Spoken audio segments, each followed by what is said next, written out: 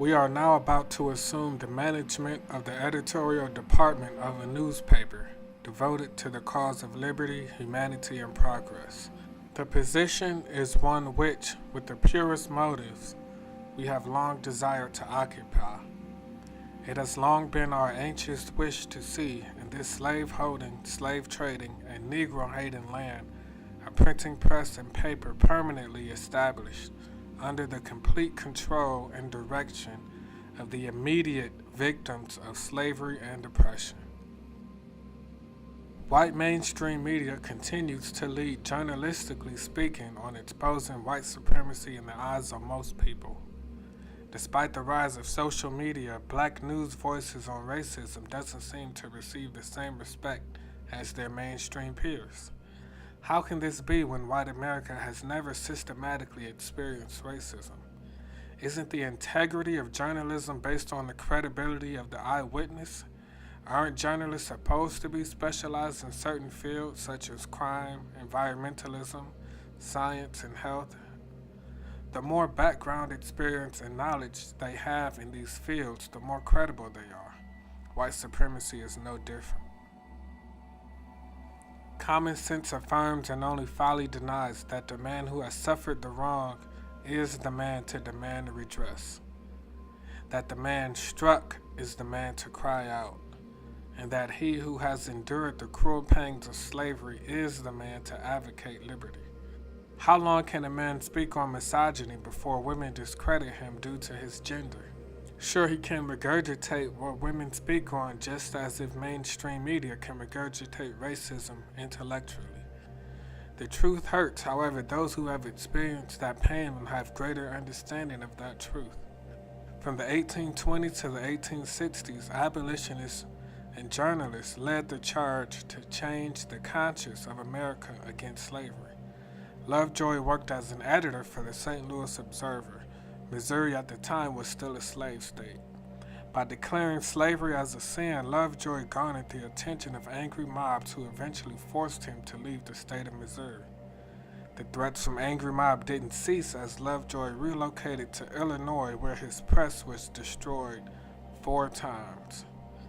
Lovejoy was unfortunately met by a mob of 200 men at a speech he was to give.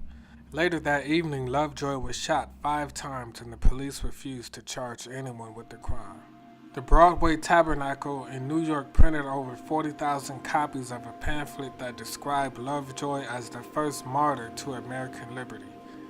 This sent shockwaves across America because white people realized that even they could be killed for just being a vocal abolitionist.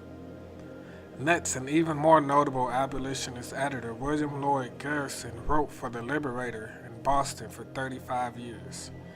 Garrison called for the immediate freedom of slaves and spoke out against numerous legislation such as the Compromise of 1850, the Kansas-Nebraska Act, and others.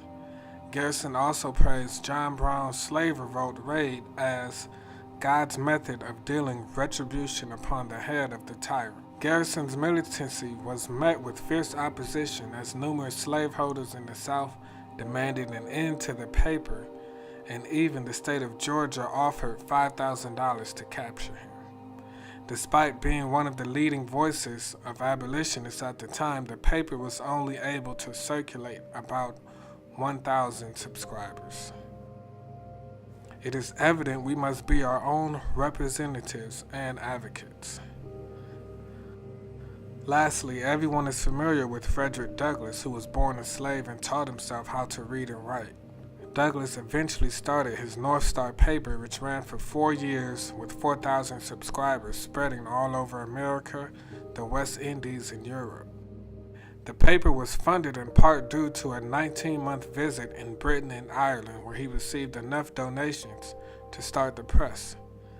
Douglass' mentors even advised him against starting a paper, but he did it anyway. The very first issue of the printing press, North Star, Douglass describes the immediate concern and also the urgency of the black voice in journalism as orators against slavery and racism. In conclusion, just because racism isn't as violent as it once was hundreds or even 80 years ago doesn't negate the credibility of those who experience racism today. White privilege journalism manifests in this context as the ability to control the narrative on who speaks on racism, regardless of the fact if they experienced it or not. It is a disservice for those who have died with integrity to speak against racism and slavery, without diluting or attempting to appeal to the masses.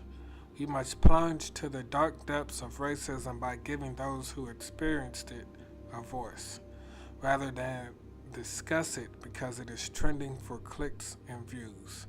Stay tuned for more Melanated Media news.